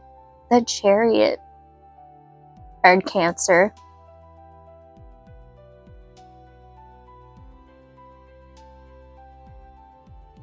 I think the Chariot is Cancer. I don't know. I'm not good at astrology. Like my mom, my sister, total experts at astrology, do their own charts, all that stuff. I can't even remember sometimes, like it takes me a moment to remember all the zodiacs that are out there. And I have to count on my fingers. So, I'm not great at learning everything. And astrology is like wicked complicated, and there's so much to memorize. I can memorize some psychology, but astrology, not so much. I try. At least I try. That's what matters, right? Right. Like sometimes I get Pluto and like Neptune mixed up, and sometimes I forget what like Pluto and Neptune really even is, and yeah. Anyway, you don't need to hear about my nonsense. We have the Five of Swords. Ooh. People be fighting with tooth and nail is what I heard. And Five of Cups. Once again, we have, my loves, a 5, 5, 5 confirmation. Remember how I said that is hilarious? I was like, you'll see a 5, 5, 5 if this is for you. Hey, you know what I see? A 5, a 5, and a 5. The universe is trying to point something out to you and you're just not seeing it. It's like you're looking in the wrong direction. I'm really getting this vibe from her that she's looking over here and she needs to be looking over there. It's like you're reaching for something that isn't for you. Or you're reaching for something because other people are telling you to reach for it. I feel like you're being tricked by other people. People are like misdirecting you when it comes to work. You'll say like, hold on, give me a minute, let me finish this, and they'll be like, no, no, no, put me first kind of energy. You know what I'm saying? Like, no, I couldn't possibly give you a minute, but I want an hour from you. Bro, how does that equate? I'm sorry, I beg your finest pardon. Excuse me? You can't give me this minute, but you want an hour. You don't pay me for that hour. That's yours, because I'm getting paid for this minute. So you want to give me extra money, or like you want to reel it in for a minute while you give me this minute? That's just how I am. I'll be straight up with you. If I say give me a minute and they ignore me and they keep going, I'm like, okay, you're good on your own, clearly. You know, those people who are like, you tell them to like give you a minute and they refuse to wait and they go do it on their own. You're like, okay, I'm just gonna let you do it on your own because you couldn't wait for me. Clearly you just want to do it all by yourself. I'm just gonna let you. That's what I've learned. If you have people like that in your life, just go let them do it by themselves. Because a lot of times, sometimes people will ask you to do something for them, and it's just they want you to do something for them because they know that you'll just do it anyway because you're like the nice type. I'm the type where it's like, yeah, I'll get to you, but let me have this moment. And if you can't give me that moment, that's not my problem. Like, this is my thing. This is my task. So, like, some of you feel like you can't get anything done because no one wants to let you get anything done. Some of you just need to nut up or shut up. And what I mean by that is, like, it's not the normal meaning. Nut up or shut up is usually like take action or don't do anything. In your case, it's like you either need to do something about it or stop shutting up. Say something about it. I'm hearing that song. Say something, I'm giving up on you. I'll be the one if you want me to.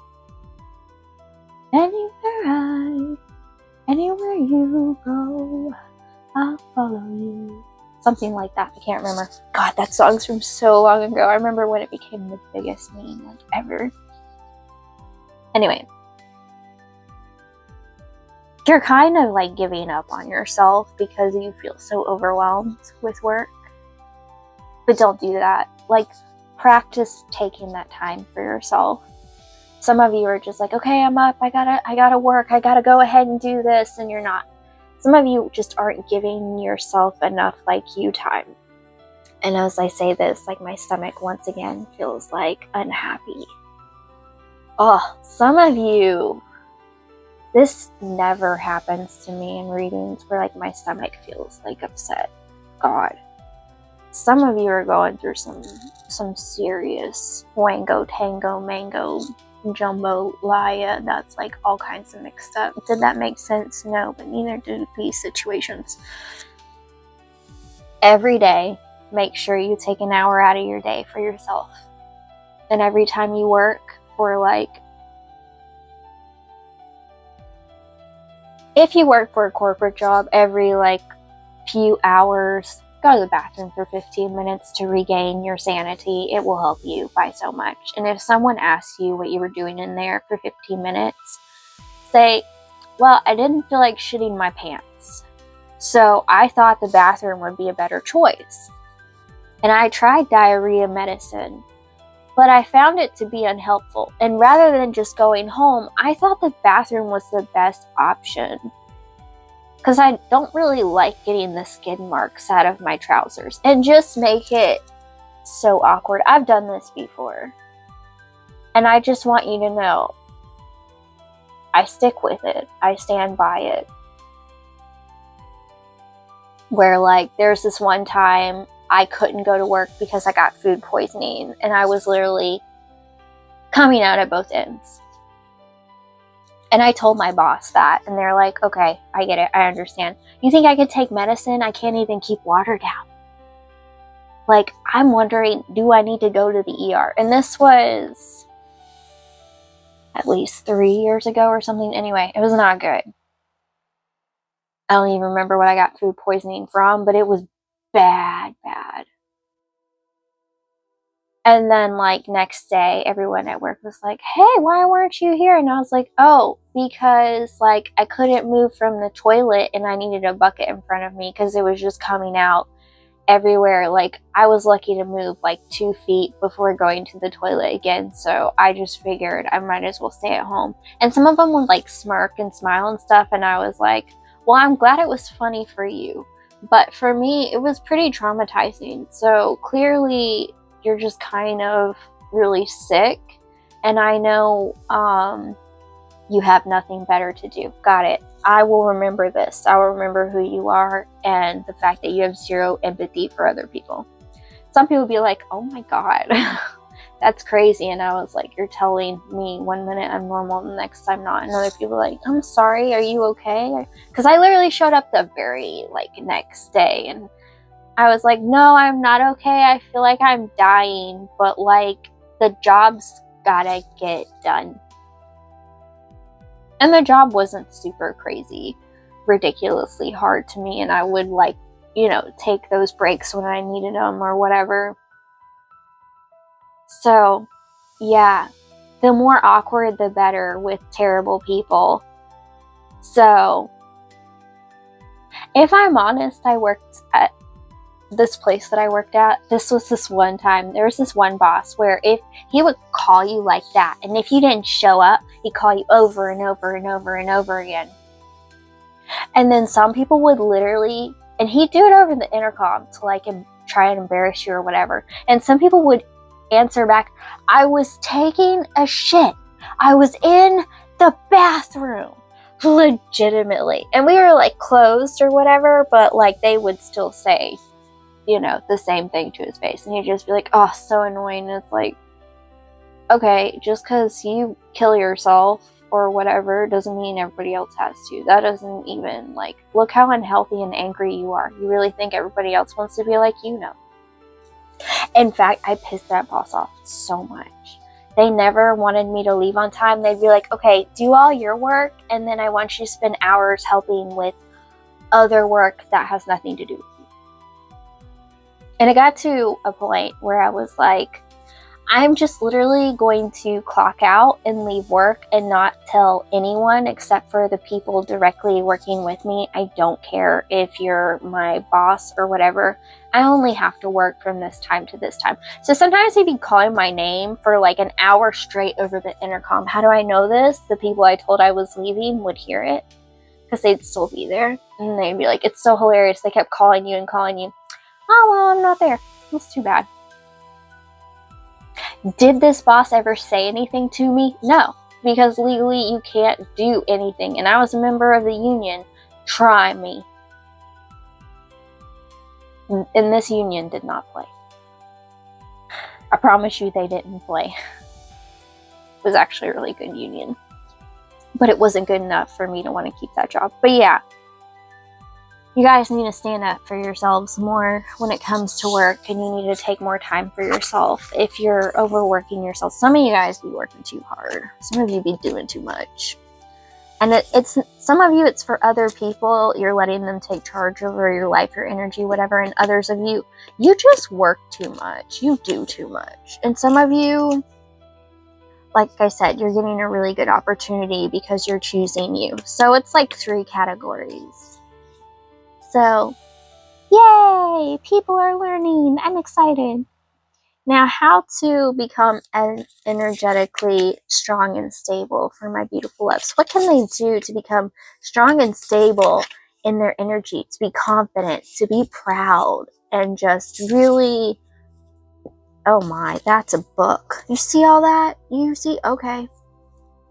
Okay. I'm not going to be able to lay the cards the way I want to, but... Once again, we have the One of Hedgehogs, the Ace of Pentacles, right here. Take the opportunities that are good for you is the first thing I heard. You have the... Wow, my throat went funny. The Page of Hedgehogs. What I'm getting from this card is some people keep you so busy you don't even remember what you're doing. So, like, if nothing else... write down what happened that day. Oh my gosh, all of a sudden I want to sneeze. Don't do it. Someone's really thinking about you, and it's really like messing with your energy for some of you. Somebody be hating on you too much. Make sure you do protection. You know what a great quick way to do protection is? Keep salt in your pockets. Just regular, everyday table salt. I used to do this when I had a really toxic, awful work environment, and I knew there were like really awful customers too. I would keep salt in my pockets, and I found when I did that, my day was better. Salt wards off evil of all kinds. So, you're welcome. Put some salt in your pocket, honey. And when you put that salt in your pocket, say, if it ain't for me, it ain't coming over here. Only good things here. I want people as pure as this salt with good intentions, like this salt warding away some evil. Like, always put intentions into it. That makes it more powerful. It adds your own magic onto it. You're welcome. Feel free to give me like a salt comment down below to let me know that you're going to actually try this, because it really does work. I promise. I do it every day. I do like salt every day. I'll put it in my socks if I don't have pockets, because you know how they are with women and pockets. What is it? I couldn't tell you how many times I've bought men's pants, because sometimes they won't even give us a pocket. They'll make a fake pocket and sew it on there. I want pockets.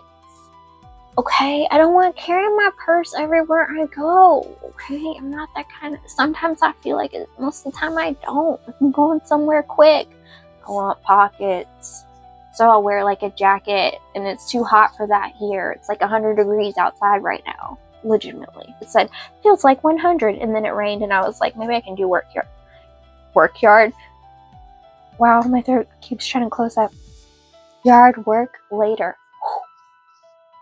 Knight of Spears. The Knight of Swords. Yeah, someone is wearing a mask around you, and you're not seeing that they're like stabbing you in the back. So the sooner you get rid of this person who's confusing you from like resting and taking care of yourself, the better. We have the 5 of Flowers, the 5 of Wands, or fight like Mortal Kombat style. Love Mortal Kombat, straight up. And then Page of Flowers. So, Page of Wands. And you know these flowers, they always be talking crap. So, some people seriously be talking some crap and seriously trying to mess you up. But you know what? When that happens, that just means that you're close to getting to where you want to be. Real talk. And then we have Transformation, the Death card. Yeah. People trying to harsh your vibe. You're over here like, I'm going to do me for some of you, and you're not having it. Like, the caterpillar is very strong. For some of you, like, you know how this caterpillar was super sassy with Alice. Like, some of you, this is just someone who's super sassy, and they think they're better, and they're just not. No one's better than anyone else. Like, perform a miracle in person, and even then, you're still not better than anyone else. You're just helping humanity, and I'm sure there's someone else who can do miracles too, because each one of us are a miracle. So, I know you want to feel special, but like, seriously, we all have magic inside of us. Like, we're all special in our own way. So for you to think you're more special than anyone else, like, that makes you special, not special. That might bring some hate my way, but I'm cool with that. Like, I'll be honest, I'm used to people hating me rather than loving on me. So if you love on me, I will legitimately be shocked. Straight up. Knight of Hedgehogs. It's because I keep to myself, and when I open my mouth, it's not always pretty like my face. Yeah, someone's plotting and planning on my collective. because you're close to a breakthrough. That's really what I feel. I'm surprised the Tower card isn't here. We have the Star. Yeah, you're already working on healing things and people trying to mess with your healing so you can't level up. But you're going to level up regardless. You just need to remind yourself you are that person and you can do this. And you are good before them and you'll be good after them. Real talk. Like, people don't stay in your life forever. They just don't. And if they do, it's because they're a real one. Or they're just really crazy and obsessed. I've had that happen too. Temptation, we have the Devil card. Ooh. Ooh. Woo woo. And then last card we have Temperance. We're going to cover up the Devil Man because we don't care about you fooling around, acting stupid over there. We're just going to cover them up. Or cover up all the flowers. So, this is a lot. How to be your best self? Act like your best self. What would your best self say? What would your best self do? Imagine your dream reality. What does it look like? Okay. Meditate. Ask yourself, how did I get to this beautiful reality? Well, first, I took a chance on myself. Second, I believed in myself. And third, I acted on things even when people acted like I was crazy.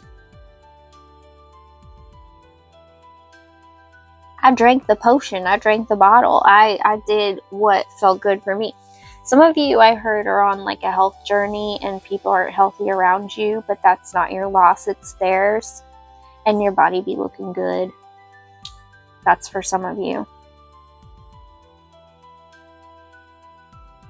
Just get on that mental health journey. Just get on that.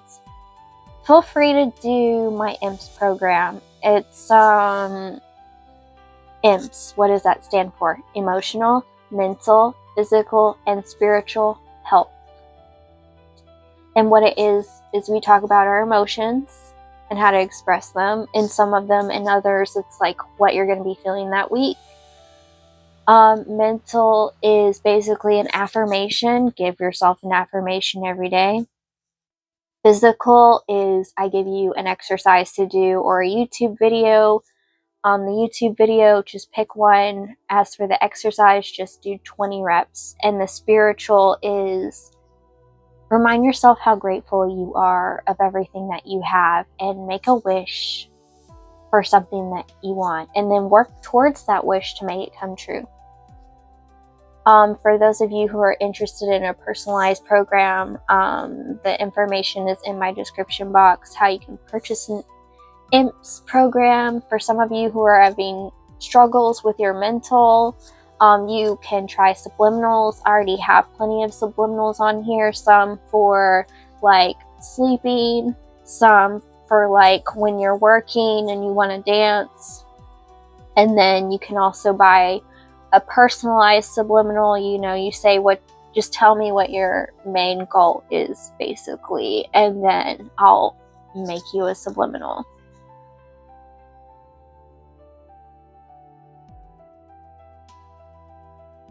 And if you want like a personal reading, I offer that as well. Those are the only three things that I offer. I do believe. I thought about offering more, but I'm like, I do a lot already. And if I did more, that would be extending myself to a point to where I don't want to put that much pressure on myself. Because I'm always doing something, not even gonna lie. My ADD brain just won't let me quit. No, I'm kidding. I'm very passionate about the things that I love and the projects that I do. And I used to have, if you notice, my rates are really high. I used to have lower rates, and I'd have like weird, creepy people try and hit on me, and I'm like, you're a client. If you're a client, we're never getting together because you're a client. That's just, I don't like mixing business and pleasure. I do believe in work hard, play harder, but I would never get with someone who ever asked me for a personal service. I would not, because I get into their energy or I get to know them in a certain way, and I just feel like that's very unprofessional to do that. Like, when you make relationships personal, you let your emotions and your mental get in the way. Whereas if you stay in like work mode, professional mode, you can usually think from an outside perspective and a clearer mind. And I'm someone who actually, at one point in my life, I think I was like, 18, I actually dated my boss, and it was so crazy. And it was really complicated. So that taught me a lot, that like, don't do work and personal life. It's messy. And not the good kind of messy, the bad kind of messy.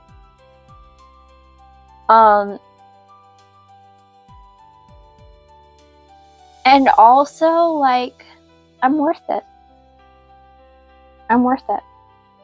Anytime I've done a personal reading, or I just read for someone who I really, if I meet someone and I really think they're low down and out, and I think they need like me to read for them, I'll do it for free, legitimately. And I won't ask for anything in return. I'll be like, do you want to know what your week's going to be like? Because I feel like this person needs to know something's up, or they need hope. Those are very, very rare cases. But I've never really had someone who asked for a personal reading and said I was wrong about everything. It's usually, I can't deny that there's truth in that, or how did you know? You know, things like that. And it's like, this is what I do every day. Every day I practice my abilities like this on myself. I don't need cards. The cards are just for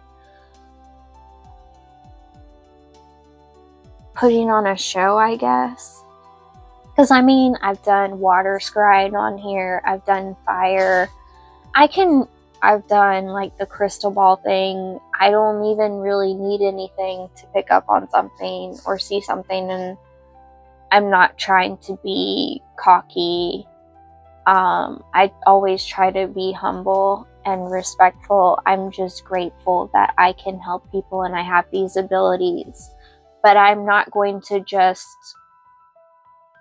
give myself away for practically free, because I used to make my readings and everything else cheap. And what I got was not a whole lot of respect. And I really give my heart and soul into this. So maybe some of you are lowballing yourself and you need to up your prices in your business. Otherwise, I don't think I would go into that. I don't typically discuss things like that. This is the first time ever on my channel in general that I've ever been like, this is why my prices are high. So some of you are lowballing yourself and disrespecting yourself. Your energy is money, and how you spend it. Give yourself a budget every day. How much am I going to spend on this situation, this person, this whatever it is? So some of you need to budget your energy like it's money. Like, let's say, give yourself a $200 budget every day. And if you spend 5 minutes, that's $5. That's like a really simple, quick, easy way to do it. And when you budget, just when you budget for your energy, it's things that are responsibilities. I'm not talking about your free time. Your free time is free. Things that you do for yourself, it's free. Your money's not involved in that. Your energy, you're not spending anything because you're giving back to yourself. You're refreshing yourself. You're relieving yourself. But anything else you do, like responsibilities or things for everyone else, make sure you have a good budget. Make sure, like I said, you could give yourself $200 a day. Okay, I helped Lacey for an hour. That's $60. That means I have $140 left. Do it like that. And just say, you know, after you've spent your $200, just say, you know, I've spent all I can, energy-wise and effort-wise, and I really need this time for myself. People who respect you and will honor you will understand that. The people who push your boundaries and ignore that, ignore them. And if they say, why are you ignoring me? Well, this is what you say. You ignored my wants and needs, and you think I'm not important, and my wants and needs aren't important. And clearly they don't apply to you, and you don't care about my wants and needs. So if you wanted me in my life, if you wanted me in your life, you would respect me and love me and care about my wants and needs. But you only seem to care about yours. So since you're so important, you can figure it out on your own. If you want to like backtrack and say you're sorry for pushing my boundaries and disrespecting me, my time, my effort, my energy, and dissing my feelings, maybe we could work something out. And that's when you say, you can pay me for my time. Promise you, they'll be gone quicker than you can say I owe you. Say, I will charge $1 a minute for my time. And if they're like, that's ridiculous, this is not a transactional relationship. Actually, it is. Because you are treating me like you're my boss and like I have to do things for you. So if you want like boss-employer relationship and you think you're the boss of me, okay, well, here's what I want when it comes in terms of money. Here's a contract. Feel free to sign it. And make sure if someone says they're going to pay you, get a contract saying, I will definitely pay this person. So you can definitely take them to court over it and say, well, Your Honor, this person was disrespectful. They were treating me like a boss-employee relationship. So I agreed to make a contract. They signed this contract. As you can see from these bank statements, they did not fulfill the contract. All I'm asking for is what they said that they would pay. And if you want to add in some extra for stress, emotional strain, possible breach of contract, I would appreciate that as well. But I really just wanted them to fulfill their end of the bargain like I did. And make sure you take pictures of what you did in your work, and make sure you post it on a public platform so everyone knows, I'm working for this person, I'm working with this person. And make sure you put that in the contract that it's okay that you posted this. And if they're not okay with that, then go run your business with somebody else. Like, that's how business gets done. You're welcome. Okay, because in this day and age, you need proof, you need receipts, you need it all, because people be drinking that haterade. Instead, they need to be drinking that Gatorade and hydrating so they can calm down and think straight. Like, when you're dehydrated, you're not okay. When you're sleep deprived, you're not okay. When you don't take care of yourself, you're not okay. Emotional damage, if you know that meme. So, time to start ensuring your security. And if other people don't like it, it's not their life, it's not their problem. And I'm sure some of you are like, well, Magigoddess, what if I lose everyone? Lose who? Lose what? What were you getting out of that? Honey, what were you getting out of that? What were you really gaining? Exhaustion? Stress? Micromanagement? A feeling of dread. Because I still feel that pit in my stomach. I ain't even gonna lie. What were you really getting? Or were you giving it all away for free? And I promise you, the right people will pay you because they respect your grind. They respect your hustle. I would do it if I respect your grind, if I respect your hustle, if I believe that, okay, they're honest, they will really get the job done. And the fact that you have proof of clients, you have proof of like XYZ, why wouldn't anyone want to hire you? You know what I mean? Because you have credibility. And you don't even need like feedback, because feedback is like one of the hardest things to get ever. You don't need comments. That's sometimes like people, a lot of times will either comment to shade you or they'll comment in a way to be like, hey, can you do this too? XYZ. Sometimes you'll get good comments. That's always nice. But a lot of the world out there, they be throwing shade and they ain't even got on sunglasses. But they shady. They shady like they covered in them. Glasses all over them because they got them rose-colored glasses on. I see what I want to see, not how it really is. So, know your worth. Figure out your worth. The real ones who are trustworthy will trust you because you are trustworthy. Put your effort into it. Try with your heart and your soul. You will get results. I promise you.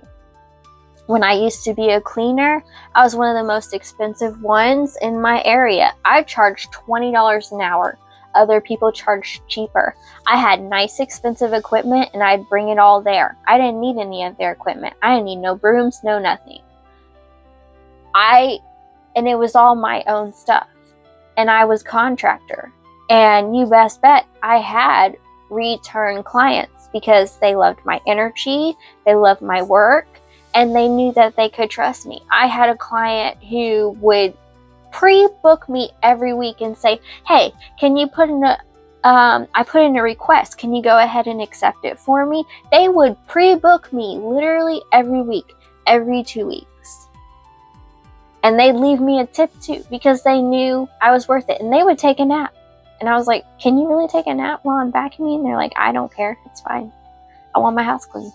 So, from a real perspective as someone who has done their own business, not really knowing much about owning my own business going into it. And this is way before, like, I did, like, tarot clients and stuff like that. But I made some serious money. I got some serious clients. And sure, there were ones who would complain about something just to get their money back that wasn't even valid. But I ignored those people and I said, well, I don't care about you. You scam everyone. That's not on me. I know what I did. I'm not going to let you affect me and my work. I'm still going to do my best. And all my return clients are still going to love me. Oh my gosh, you guys. I randomly just found like an ant on me, which is strange. It makes no sense whatsoever because I'm inside. I've never had an ant on me randomly and I squished it. So, worker ant right there. That's a confirmation. I'll take that. So, work hard, hustle, and you'll get there. But you have to have faith. And don't back down for nothing. Like, don't back down for anyone, anything. You can achieve your dreams. You can achieve your goals. You just have to believe. I believe in you. So believe in you too. And I would ask for advice after this 8th question, but I really don't think it's necessary because I think I've really just... Lord have mercy, it's been a little over 2 hours. So I think you get it. And if you don't get it, ask a question down below. Ask for some advice or email me if you feel embarrassed. Advice is free. Help is free. It's when you want me to tell you, okay, what's my relationship situation? It's when you want me to like get really in depth and put in like, and I'm talking like serious hours of work into it. Subliminals takes hours. Okay? Reading for someone takes hours. EMPS program takes hours. Takes a lot of effort and energy. And I already have my own stuff that I'm doing. So yeah, I charge, but I'm worth it. And I know I'm worth it. So I'm not backing down for nothing. And you shouldn't either. Know your worth. Even if you a crumpled up $20 bill, honey, you can turn into 100 in a hot minute. If you see yourself as 100, and you can always iron it out. Iron out the details. Many blessings, loves. I hope this helped you get to where you want to be energetically, and I hope you enjoyed this reading. I hope it was in, oh my gosh, I couldn't speak. Okay, I hope you enjoyed this reading, and I hope it was helpful to you. Seriously, loves, you got some people in your life who are haters who do not want me to praise you, and that is the most ridiculous thing ever. We give a hand up, but not a hand out, and we're supposed to support each other. That's a relationship, is being kind to one another, connecting, supporting one another. That's what I believe in, really and truly, and I do that always. If someone hates on me, I'm like, okay, I'm just not their cup of tea. They can get another drink. That's cool. Many blessings to all. Thank you so much for all of your love and support. Thank you for being here. If you stayed for this whole reading, leave me a heart so I can leave you a heart back. So we can both just share love with each other. So I really do appreciate you and all that you do and all that you are. And thank you for appreciating me and all that I am. And to all the haters, thanks for the free PR and keeping my name in your mouth, because it's the one good thing that you're going to say, number one. And number two, you're telling people about me, and I'm very real and honest and a kind person. So you're just showing them, oh, look, this person doesn't hate on people. That sounds like a great idea compared to what I'm talking about now. So thanks for the free PR. I love you, loves. I love you. Love, Magigoddess. I figured you'd get a kick out of that hater comment, but it's true. It's true. You know how many times I got noticed more because like someone super extra was hating on me, and then it made like even their friends loved me, and eventually they would low-key kind of love on me because it didn't matter how much hate they threw my way. I legitimately don't care how much hate you throw my way. I legitimately could care less. I'm still gonna love on you, because when you hate on people, it just means you never got the love that you wanted. And I have no problem loving on you and giving you maybe what no one sees.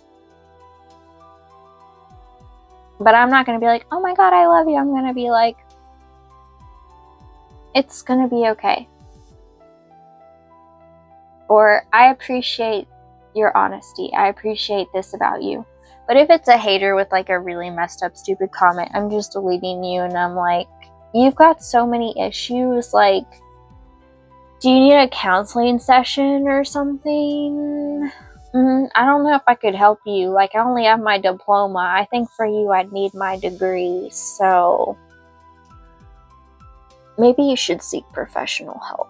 And I don't bother to tell them. I just delete their comment. Usually they don't comment again, because most people who comment and get deleted, it's easy to delete them again. But if they don't comment again, you know that irritated them. How dare you just delete me? Well, you tried to delete me and my confidence and my love for myself, so I don't believe in an eye for an eye, but I'm just gonna make it disappear because I didn't ask for you. I didn't sin for you. Don't come for me. Okay. That really is it. Thank you for staying around for my extraness. Until next time, love.